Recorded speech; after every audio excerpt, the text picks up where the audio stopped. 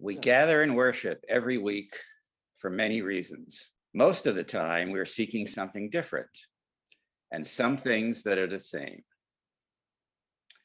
We come together because we need one another for inspiration and for support to live the lives we want to live,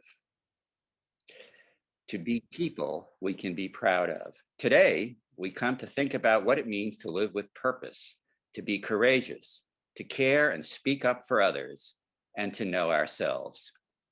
As we enter this sacred hour together, let us come with open minds and willing hearts for the greater purposes of love and the healing of our world. We begin with gathering music that it might offer all of us entry into this time. The song presented here is For Such a Time as This, Esther's Song, by Marty Getz and Misha.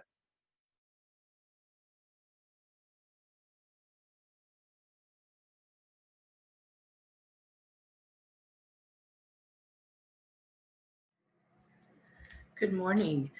I am Karma Amos, and I'm honored to serve as the minister of the Unitarian Universalists of Central Delaware and to have the privilege to welcome you again to worship this morning. Whether it's your first time with us or attending our services every week as part of your routine, we're glad that you're here, and we hope that you will always find room in this community for your spirit. We continue to be grateful for the technology that allows us to worship together online and to continue to build community in other ways. Thank you always for your patience and grace with any glitches or delays we might experience in that regard. In addition to our worship each Sunday at 10, we meet on Tuesday nights at 7 for an informal time of check-in and sharing. Consider joining us for that gathering if you would. And by way of announcement this morning, just a reminder that there is Children's RE at noon today. Now, I invite you to take a deep breath and listen to these sincere words of welcome. Whoever you are, whomever you love, wherever you've been, whatever you've done, whatever your religious beliefs are or aren't, and wherever you physically are on the planet, you are welcome in this spiritual community. However you move in this world, how much or how little you have in your wallet or your bank account, however you're feeling in this moment, you and all of who you are welcome in this spiritual community. We are all enhanced by being together.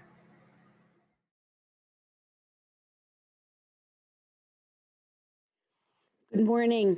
For our chalice lighting this morning, our words are by Lois E. Van Leer. We light this chalice not because we must, but because we may. We light this chalice not because we have the truth, but because we each come bearing and seeking many truths. We light this chalice that our religion may be a beacon of light, hope, and justice. We light this chalice to kindle our hearts and our minds.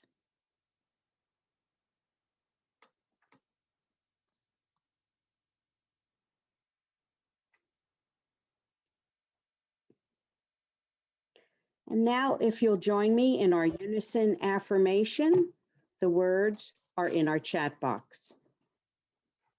Love is the spirit of this church and service its law. This is our great covenant, to dwell together in peace, to seek the truth in love, and to help one another.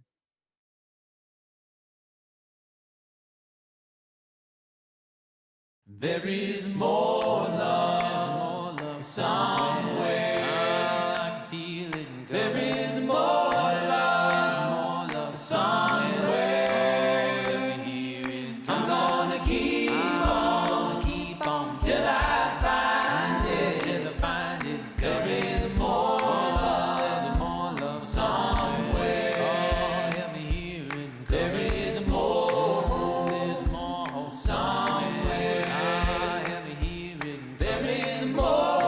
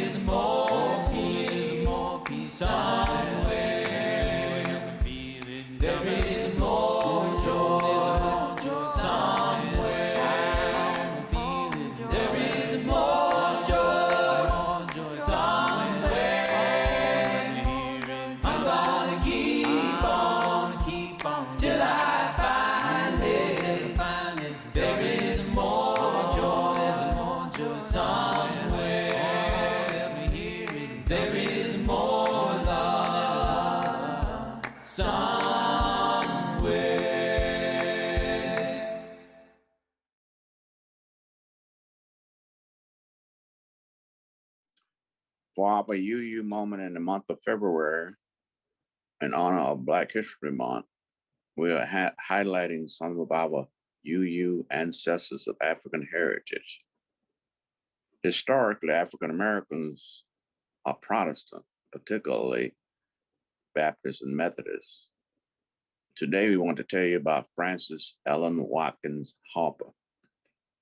Frances had been born into a free black family, but lived in Maryland where slavery was legal. When she was very young, both her parents died, and she went to live with her aunt and uncle. Theirs was an abolitionist household. They worked to end slavery and also ran a school where Black children, including Frances, received a fine education. While still a young teen, she went to work as a housekeeper and a seamstress in the household of a Baltimore bookstore owner. Her employers encouraged the inquisitive Frances to use the big library. She devoured books and began to write poetry and essays which appeared in the newspaper. Her writings were published in her first book, Forest Leaves, by the time she was 20 years old. In 1850, Congress passed a law that allowed slave catchers to kidnap, enslave, and sell free Black people in states where slavery was legal. Her aunt and uncle fled from Maryland to Canada. Frances fled to Ohio, which did not allow slavery, and 2 years later to Pennsylvania. In Pennsylvania, she became involved with the Underground Railroad, a movement to help people escaping from slavery. Through all of this, Frances continued to write and publish books of poetry, much of it against slavery. In time, she became the first Black woman to earn a living through her words, living modestly, and donated much of her income to helping her uncle's work with the Underground Railroad. In 1854, the Maine Anti-Slavery Society hired her to travel all over the Northeast to make anti-slavery speeches. She became one of the most famous speakers and authors of her time. In 1860, the Civil War began. Frances Watkins married Fenton Harper, who already had 3 children. The two had a daughter together, and Frances took some time off of her writing and speaking to tend to her blended family. A few short little later, her husband died, leaving a young widow responsible for many unpaid bills. Frances Watkins Harper made the difficult decision to send her children to live with relatives and go back out on the speaking tour to make money. By then, slavery had ended, and she spoke for women's rights and for legal and civil rights for Black people. In 1870, she joined the Unitarian Church in Philadelphia. There she found a community where white and Black people came together and where many shared her passions for justice. During her long life, Frances Ellen Watkins Harper offered her voice, her words, her money, her labor, and her love to the work of justice making for her people.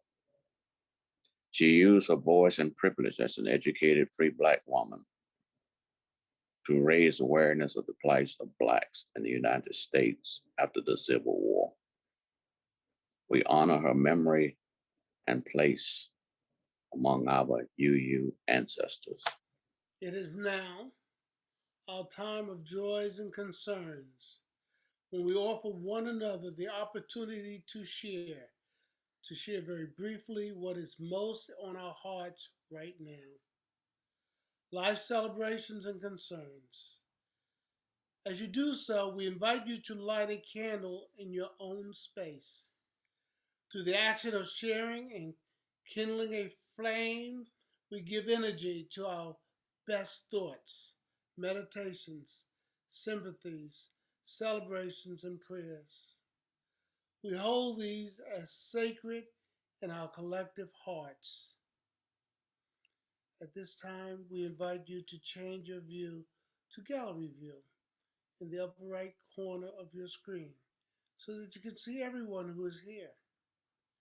As you feel led, please unmute your microphone and share your joy or concern and light your candle. Light your candle if you have one, that is. You can watch the mute signals on the lower left of each person's video stream to see if anyone else is on mute. It's best if we share one at a time. Please mute your mic after you have shared.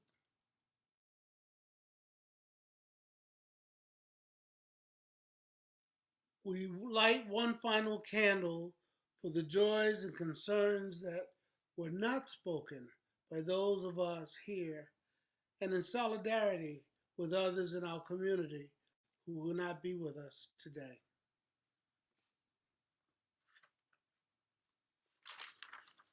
A central part of our worship in person and online is the opportunity we all have to practice the art of generosity and the spiritual practice of gratitude.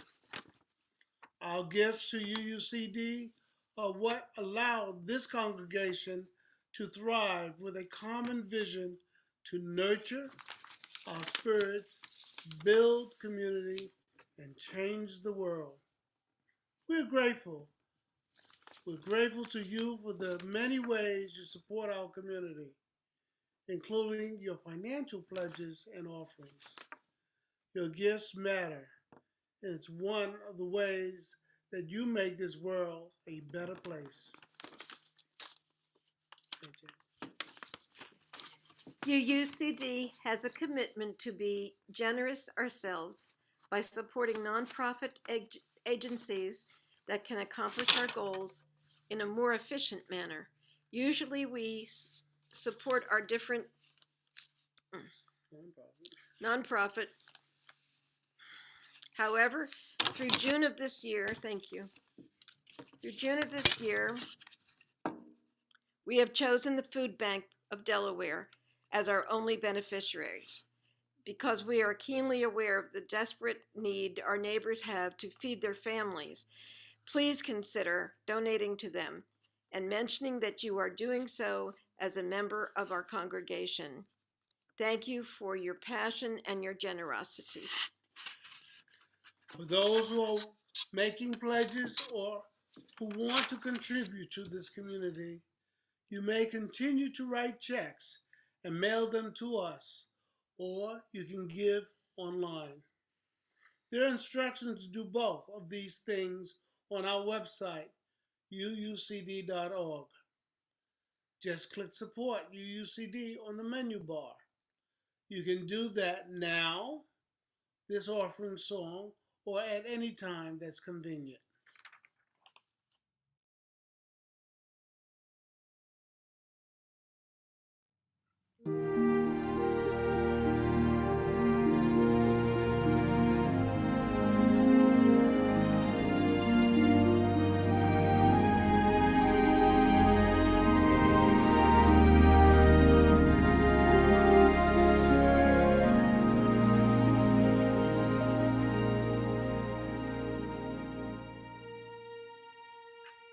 We were here for such a time as this,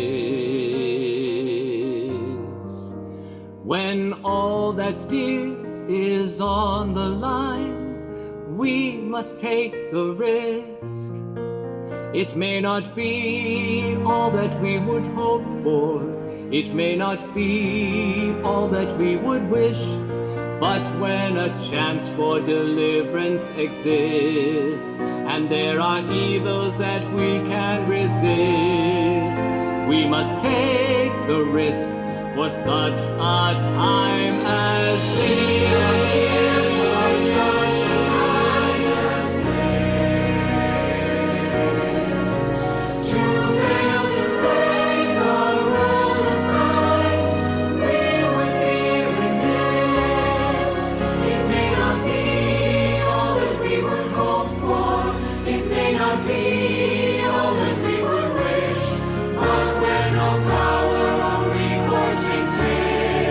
To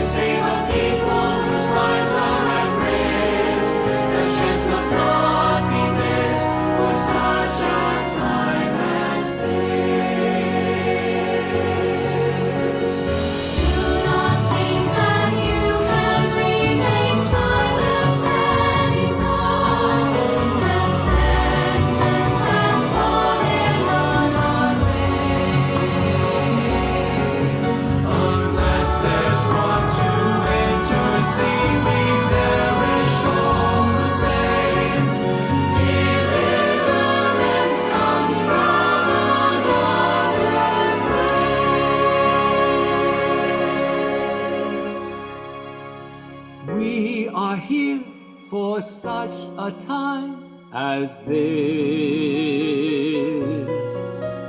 To fail to play the role assigned, we would be remiss. It may not be all that we would hope for. It may not be all that we would wish. But when no power or recourse exists to save a people whose lives are at risk, the chance must not be missed for such a time as this.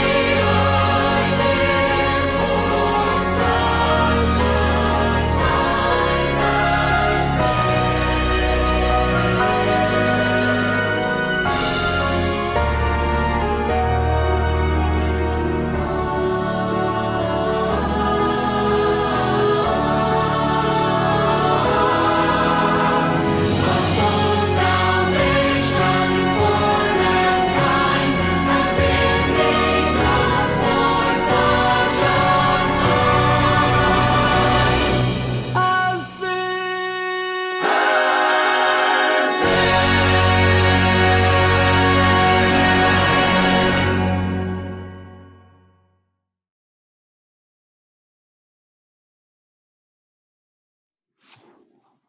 Wow, I love that. For our centering today, we invite you to settle into your body and to notice and feel your breath. In, out, in, out. Listen to these words of meditation from Rebecca Parker, first president of Star King School of Religion, a UUA seminary, and the first woman president of any seminary in the US. This meditation is about why, when, and how we show up in the world. In the midst of a world marked by tragedy and beauty, there must be those who bear witness against unnecessary destruction, and who, with faith, will rise and lead in freedom with grace and power. There must be those who speak honestly and do not avoid seeing what must be seen of sorrow and outrage, or tenderness and wonder. There must be those whose grief troubles the water while their voices sing and speak refreshed words. There must be those whose exuberance rises with lovely energy that articulates earth's joys. There must be those who are restless for respectful and loving companionship among human beings, whose presence invites people to be themselves without fear. There must be those who gather with the congregation of remembrance and compassion, draw water from old wells, and walk the simple path of love for neighbor. And there must be communities of people who seek to do justice, love kindness, and walk humbly with God, who call on the strength of soul force to heal, transform, and bless life. There must be religious witness. Pondering these words, notice again your breath. In, out, in, and out. Consider these questions. What is your context? What needs to be spoken? Where is your voice needed?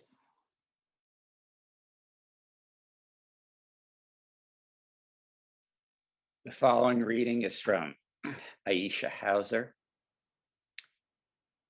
Some days it feels like it's just too much. Some days I want to hide and shut it all out. Some days I want to channel the ancestors who fought for liberation and for the right just to exist. Every day I want to know when to speak up and disrupt injustice, even in the seemingly insignificant moments. Each moment is significant. Each day, an opportunity arises when we can bear witness and choose to disrupt injustice. So I ask and pray, Spirit of life, give us the courage and wisdom to become holy disruptors and truth tellers when called upon. Grant us the humility to know that this is a practice, and when we make mistakes, we will try again with love and patience. We are called to the caring and growing of souls, and we are all in this together. As people of faith who affirm the interdependent web of which we are a part, we are called to become holy disruptors because we are all in this together.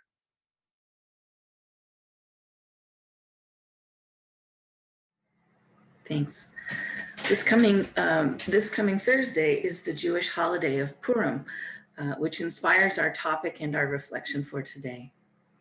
For those of you who did not grow up in a family or community that celebrated Purim, it commemorates the saving of the Jewish people from annihilation as told in the book of Esther. Haman, an advisor to King Ahasuerus of Persia, had hatched a plan to have all of the Jews in the empire killed on a single day. But his plan was foiled, and the day of their deliverance was celebrated as one of feasting and rejoicing. And Purim still today is characterized by feasting and rejoicing. It's also celebrated by the exchange of gifts of food and drink, much of it alcoholic, donations of charity to the poor or less fortunate, and a big shared celebratory meal. One of the core activities on Purim is the public reading of the Megillah, or the scroll of Esther. Typically, it's done on the eve of Purim and again on the following day. Now, this is no boring recitation, mind you, but a participatory event for the community, for those who are gathered to listen. Children sometimes wear costumes and masks, and everyone is encouraged to make noise with a grogger, a noisemaker, or by stomping their feet whenever the name Haman is mentioned, a full 54 times in the full text. And this is done in order to blot out his name. It's something like the ancient equivalent to he who shall not be named in referring to Voldemort in the Harry Potter series. One of the things that I love so much about Unitarian Universalism is that we are able and encouraged to learn about and to gain wisdom from many religious traditions. And so today at UUCD, we are honoring Purim in some small way. I will not read the entire book of Esther. That can take a very long time. However, because it is so central to the observation, I would like to summarize the story to give us a sense of it, as well as why it is held in such high esteem by Jewish people and others. It's certainly one of my favorite Bible stories, in fact. So feel free to make noise in your own environment if that can help you stay tuned whenever Haman's name is mentioned. And so the story goes that Esther became queen after King Ahasuerus' former wife Vashti refused the king's order to come and entertain him and his drunken cronies at the end of a very long, very opulent, very raucous party. Thus the story kicks off with an act of women's liberation when Vashti, who often gets overlooked as only a supporting character, stood up for herself and refused to be objectified or used any longer. Well, in his anger at being so publicly rebuffed and humiliated, the king deposed Vashti, sent a patriarchal edict commanding all the wives throughout his kingdom that they should obey their husbands, and then he set out to find a new wife for himself. Now that was a very long process. All the virgins in the area were brought in and given a series of very complicated cosmetic treatments for a full year before they were then introduced to the king so that he could choose the one he liked or loved above all others. And of course, Esther was the winner. Esther was Jewish and had been raised by her uncle and her adoptive father, Mordecai, whose Jewish identity was so prominent that others tended to call him Mordecai the Jew. When she was chosen to be queen, Mordecai told Esther to keep her Jewish identity a secret. And so she told no one, not even the king. Well, over time, a very nasty man named Haman made his way up in the king's administration, becoming a top advisor. And because of his own overinflated ego and his anger at Mordecai for not bowing down to him upon command, Haman manages to convince the king to have all of the Jews in the kingdom exterminated. The king sends out a royal decree that this is to happen on a certain day that was determined by drawing lots, which is actually what the word Purim means, lots. So in response to this awful news, Mordecai participates in a public act of protest. He goes wailing through the streets with great histrionics and ends up in front of the palace wearing sackcloth and ashes, the traditional clothing of a mourner. And Esther is so embarrassed by his actions that she sends Hathach, the eunuch tending her, with some proper clothes for him and the message that she wants Mordecai to stop drawing attention to himself. Well, he sends return word that she should do something to get the king to stop this madness. And she quickly responds that it's too dangerous, that she simply cannot risk it. And in point of fact, it was against the law for anyone to go to the king without first having been summoned.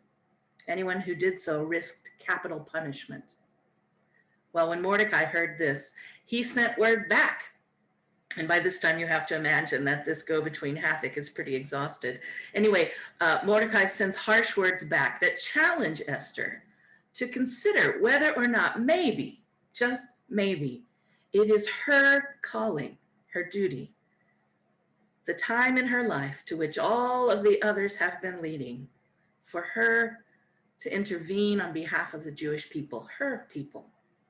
Mordecai literally says, don't think that just because you are in the king's palace, that you will escape more than any other Jew. For if you keep silent at such a time as this, deliverance for the Jews will come from another quarter, but you and our family will perish.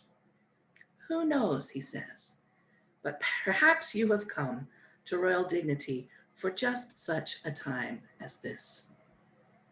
Now, Esther considers this, and she finally discerns that he's right, that she really does have to do this thing, even if it will cost her everything. But before she does so, she asks Mordecai to call together all the Jews to be in solidarity with her as she prepares herself through several days of fasting. And after that, she says to him, I will go into the king, even though it is against the law, and if I perish, I perish. Well, when Esther approaches the king, because she had won his heart, he held out his golden scepter to her, indicating that her offense was forgiven and she could speak freely. And he told her he would do anything at all that she asked, even if she asked for up to half of his kingdom. Instead, having a plan, she asked him to come to a banquet that she would prepare for him, where she would then reveal her request. And she asked him if he might bring Haman as his +1. Well, Haman felt pretty good about this, pretty special. And so he left the palace just, sort of tripping on a song. But his mood became soured when he saw Mordecai there again. And Mordecai once again failed to bow to him. So angry he was that Haman erected a gallows upon which to hang Mordecai. Well, while that was happening, back at the palace, the king learned by reviewing some of the history books that some time ago, Mordecai had actually saved his life by stopping an assassination attempt. And so the king decided he wanted to honor Mordecai. And the next time he saw Haman, he asked him what he should do to honor someone who had done him a great service. Well, of course, Haman, think big head, thought it was about him. And so he outlined this elaborate ritual to honor this unknown person.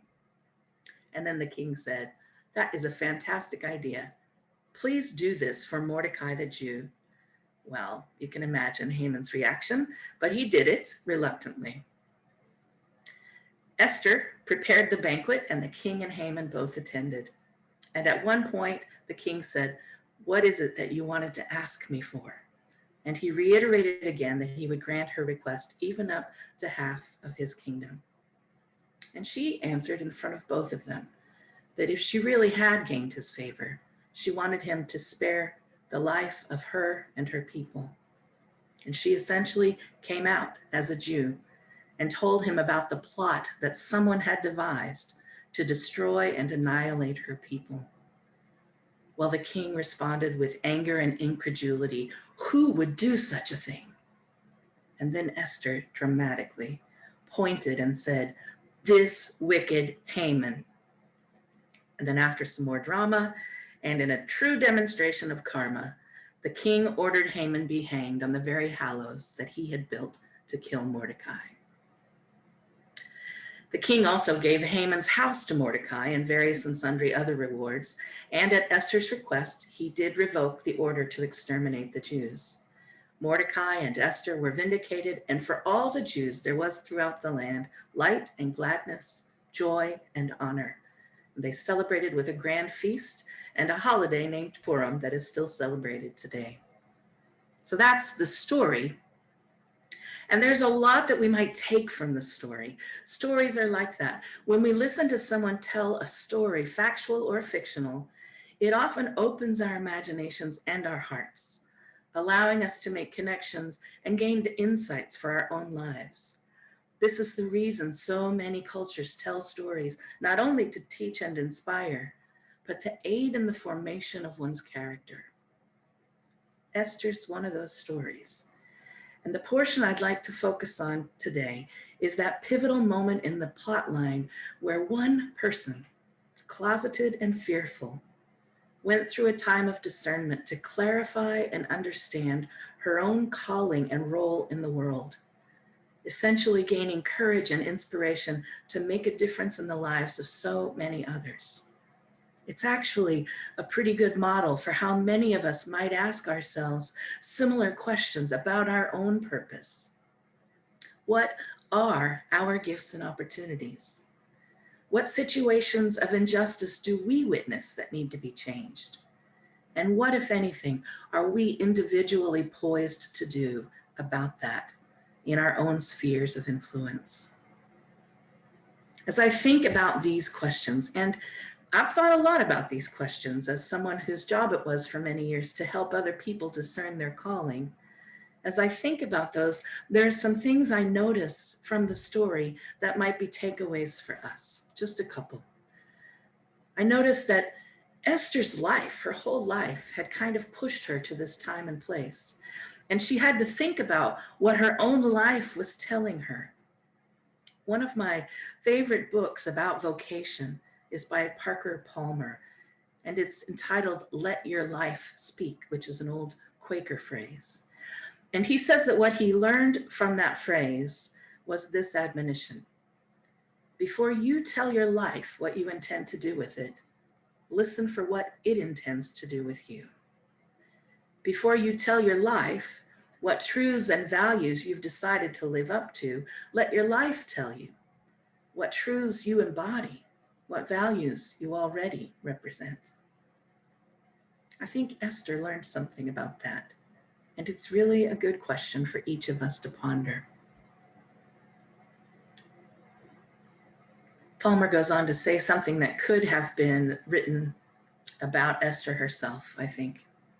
He notes that the social systems in which people must survive often try to force them to live in a way untrue to who they are. If you're poor, you're supposed to accept with gratitude half a loaf or less. If you are Black, you're supposed to suffer racism without protest.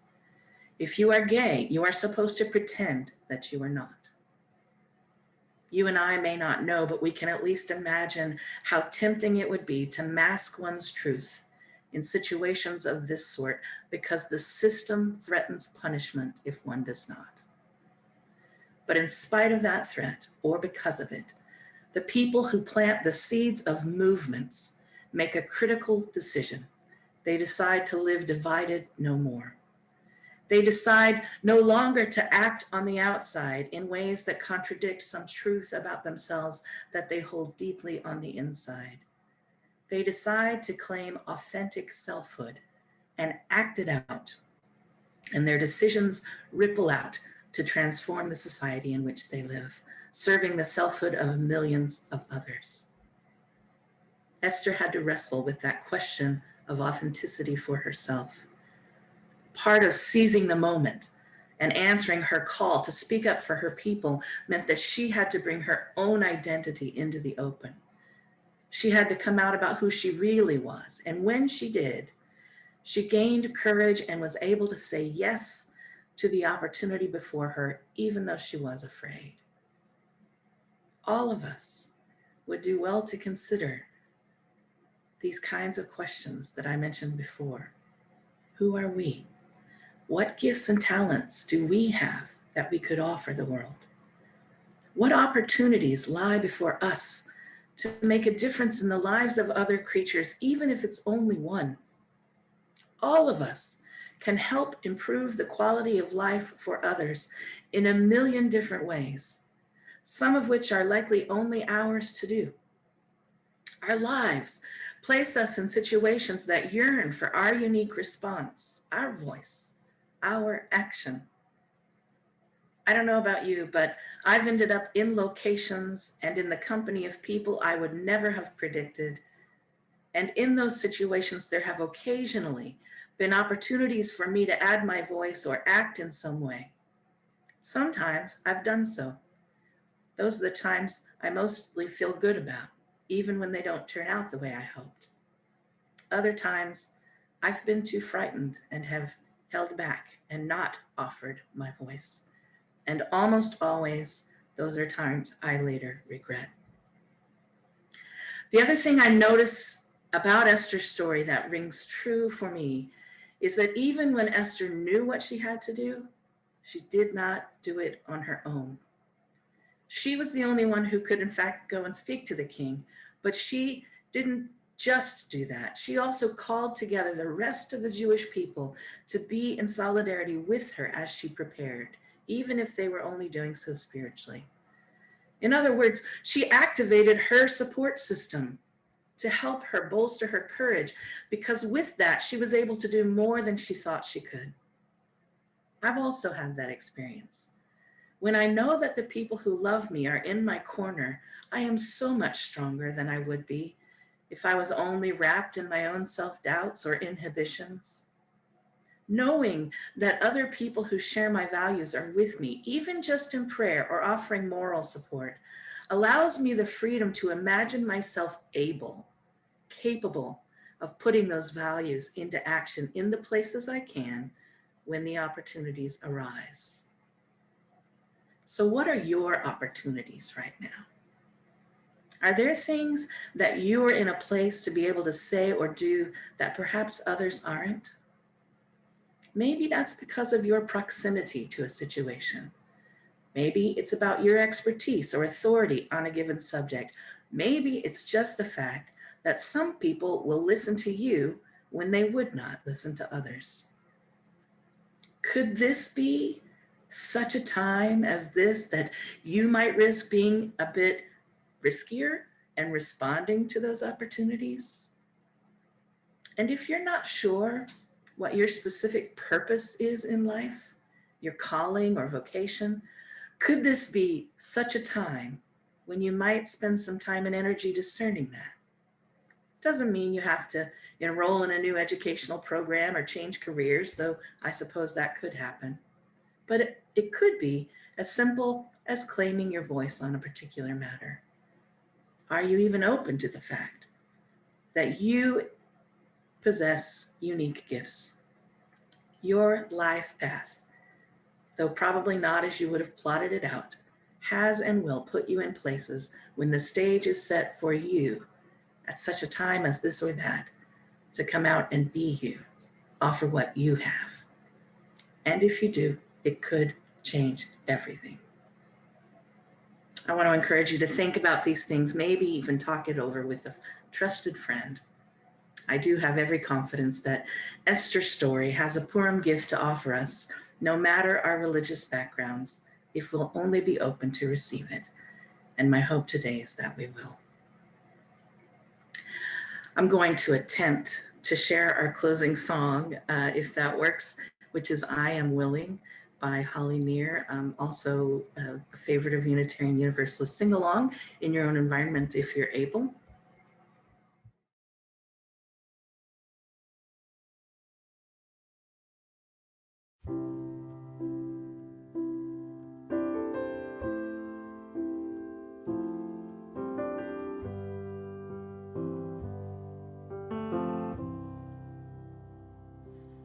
I am open and I am willing, for to be hopeless would seem so strange. It dishonors those who go before us, so lift me up to the light of change. There is a hurting in my family, and there is sorrow in my town. There is a panic all across the nation, and there is wailing the whole world round. But I am open and I am willing, for to be hopeless would seem so strange.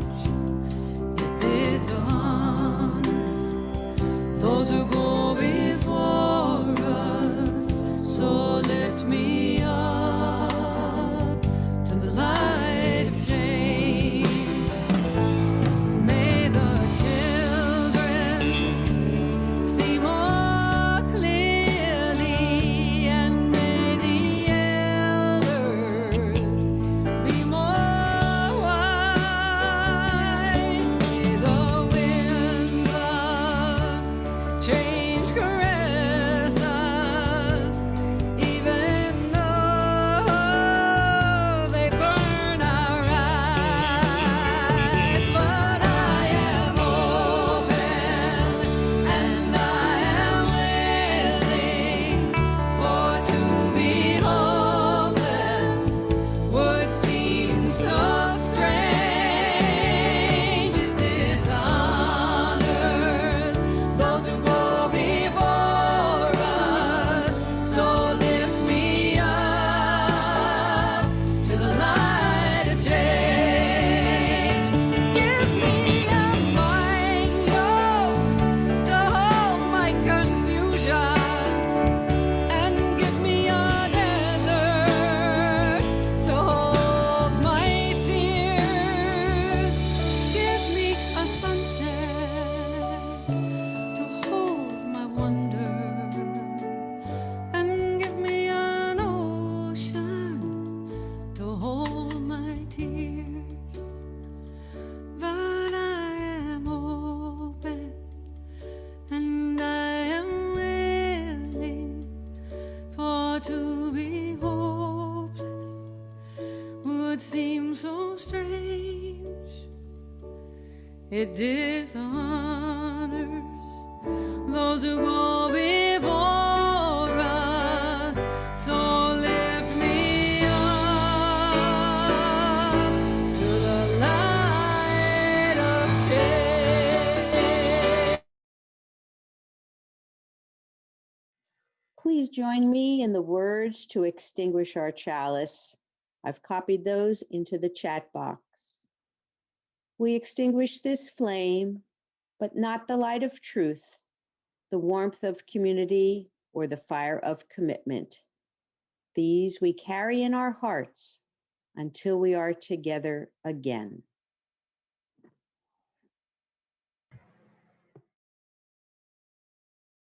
We are reminded today that each of us has purpose and agency. Also remember this: you are good, you are holy, you are capable, you are inspiring. Go forth from this gathering reminded and empowered to be the best you. Our virtual worship has ended, but our connection to one another and the earth endures. Go blessed to be a blessing for others.